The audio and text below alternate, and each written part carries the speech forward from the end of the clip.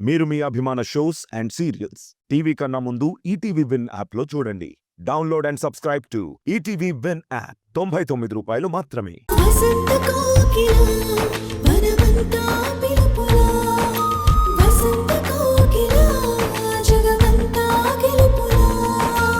పరజ్ఞానం పుణ్యమాని బంగారం లాంటి కాఫీ నేలపాలయ్యింది.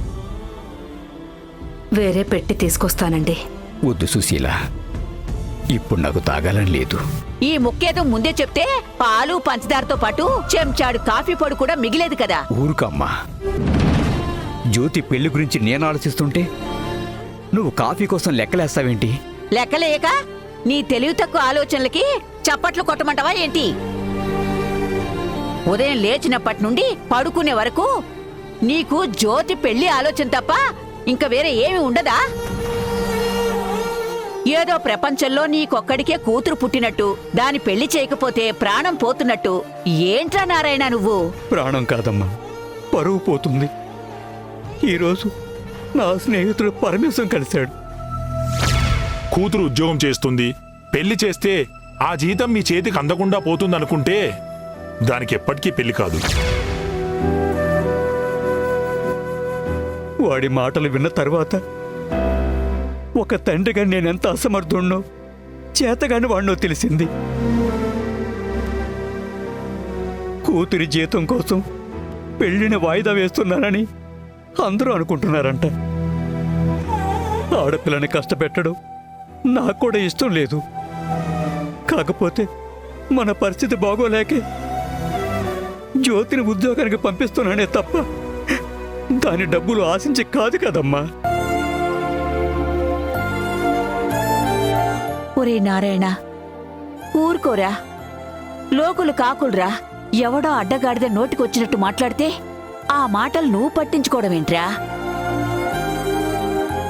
మన జ్యోతికి కన్నొంకరా కాలొంకరా? అందంలో కాని గుణంలో కాని అలాంటి అమ్మాయి ఈ కాలంలో దొరుకుతుందంట్రా? అసలు నా మనవరాల్ని చేసుకోవాలంటే మహర్జాతకుడై ఉండాలిరా. స్వయంవరాలు జరగాలి. గుండెల మీద చెయ్యేసుకుని గర్వపడాల్సిన విషయానికి అలా దిగాలు పడతావేంట్రా? సుశీల, నువ్వైనా వాడికి చెప్పమ్మా. అందరూ మీలా ఆలోచించరు కదత్తయ్య. అవునత్తయ్య, పెళ్లి కాని ఆడపిల్ల ఇంట్లో ఉందంటే నలుగురు 4 రకాలుగా మాట్లాడుకుంటారు. ఆయన స్నేహితుడు అన్నట్టే మన వెనక రకరకాలుగా పుకార్లు పుట్టిస్తారు. నా భయం కూడా అదే సుశీల. జ్యోతికి పెళ్లి చేయడం ఆలస్యమైతే ఆ ప్రభావం దీపి మీద కూడా పడుతుంది. సరిపోయారు ఇద్దరికిద్దరు. కాలం కలిసొస్తే కట్నం తీసుకొని అల్లుడు నట్టింట్లోకి వస్తాడని ప్రతిదానికి ఒక టైం ఉంటుందిరా. జ్యోతికి కళ్యాణ గడియలు రాక కాని నువ్వు సంబంధాలు చూడడం ఆపలేదు కదరా. అది ఎప్పటికీ నీ చేతగాంతనం అసమర్థత అవ్వదురా. ఇంకెప్పుడు ఆ మాట అనకు. నేను అడగపోయినా ఉద్యోగం చేస్తూ నలుగురి మధ్య తిరుగుతున్న జ్యోతి గురించి ఎవరికి వాళ్ళు నోటికొచ్చినట్లు అంటారు కదమ్మా. ఎంత వయసు వచ్చినా నీకు పెళ్లి చేయలేదంటే మీ నాన్నకి బాధ్యత లేదని అడుగుతారు. అంతటితో ఆగకుండా ఇప్పటికీ పెళ్లి కాకపోవడం ఏదో లోపం ఉన్నట్టు మాట్లాడతారు. ఆ మాటలన్నీ విని జ్యోతి ఎలా తట్టుకుంటుందని ఆలోచిస్తేనే నా గుండె మొక్కలైపోతుంది. నా కూతురు గొప్పది కాబట్టి ఆ మాటలన్నీ మనసులోనే దాచుకుని పైకి మాత్రం చిరునవ్వు నటిస్తూ అన్నీ తెలుసు కూడా ఏం చేయలేకపోతున్నా నేను చేతగాని తండ్రిని. పెళ్లి చేసి అత్తారింటికి పంపించాల్సిన కూతుర్ని కష్టపెడుతున్నా నేను. అసమర్థుణ్ణి. అయ్యో ఒరే నారాయణ, నారాయణ, ఏమిటా నువ్వు చేస్తున్న పని? ఆగు, బాధపడకురా, ఊరుకో. జ్యోతి కూతురుగా పుట్టడం నాకు వరం, కానీ ఈ చేతగాని వాడు తండ్రి అవడం జ్యోతి ఏ జన్మలో చేసుకున్న పాపం.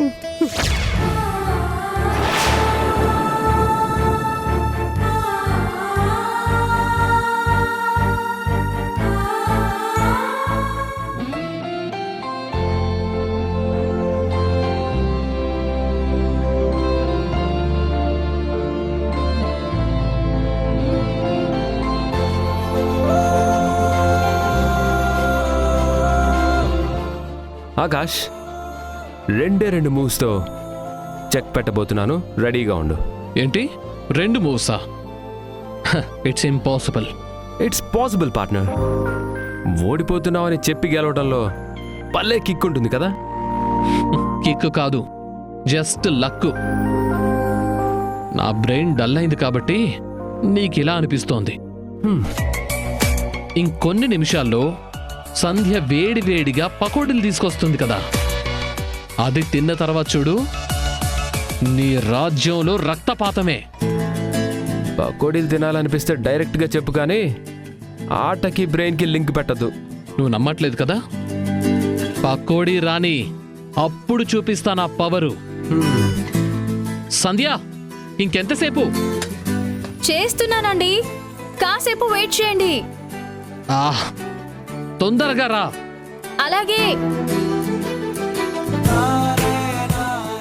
అత్త, ఏం చేస్తున్నావు? మీ మావయ్య కోసం పకోడీ రెడీ చేస్తున్నాను. అత్త, నిన్నొక మాట అడగనా? అడుగు. అది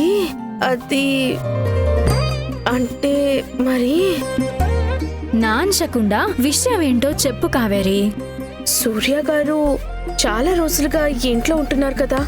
అవును, అయితే ఏం లేదక్క, మరి సూర్య గారి ఇష్టాలు టేస్ట్లు నీకు తెలుసా? తెలుసు. మీ మావయ్యకి సూర్యకి చాలా విషయాల్లో పోలికుంటుంది, అందుకే బెస్ట్ ఫ్రెండ్స్ అయ్యారు. ఇద్దరికీ ఈ పకోడీ అంటే చాలా ఇష్టం. పకోడీ అంటే ఇష్టమా?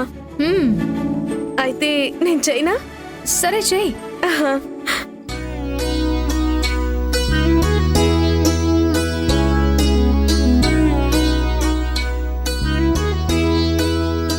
చేయడం అంటే నాకు రాదు. ఎలా చేయాలో నువ్వు చెప్తావా? చెప్తాను, కానీ ముందు ఈ సంగతి చెప్పు. ఏంటి? ఈ మధ్య సూర్య చుట్టూ తిరుగుతున్నట్టున్నావు. పోతా, అలాంటిదేం లేదు. ఎందుకు లేదు? నా దగ్గర అబద్ధాలు చెప్పుకో, నేను అన్నీ గమనిస్తూనే ఉన్నాను. ఇష్టపడుతున్నావా? అబే, అలాంటిదేం లేదంటున్నాను కదత్తా. ఏం లేకపోతే దొంగచాటుగా చూడటాలు, తల రుద్దుకుంటూ గుద్దడాలు, చున్నీ పడేసుకోవడాలు, సిగ్గుపడిపోవడాలు, సీక్రెట్గా నవ్వుకోవడాలు, ఇవన్నీ ఏంటి? చెప్పు కావేరి. అత్త అని పిలుస్తూ అబద్ధాలు ఆడటం, సీక్రెట్లు దాయడం న్యాయమా చెప్పు? అబద్ధం కాదు, సీక్రెట్ లేదు. అయితే చెప్పు, నేనెవ్వరికీ చెప్పను, నా కడుపులోనే దాచుకుంటాను. అత్త, అది నాకు నీకు సూర్య గారంటే హాయ్ బాబాయ్, నాకు సిగ్గు. అరే, సగం చెప్పి సిగ్గుపడితే నాకెలా తెలుస్తుంది? ఓ అత్త, నాకు ఆయన్ని చూడాలని, ఆయనతో మాట్లాడాలని, ఆయనకి ఇష్టమైనవన్నీ నేనే స్వయంగా చేసి పెట్టాలని ఆశగా ఉందత్తా. అబ్బో, ఇదిగో ఇలా వెక్కిరిస్తేనే నాకు చెప్పబుద్ధి కాదు. ఓకే ఓకే ఓకే, వెక్కిరించలే, చెప్పు. అత్త, నాకు సూర్య గారంటే ఇష్టం.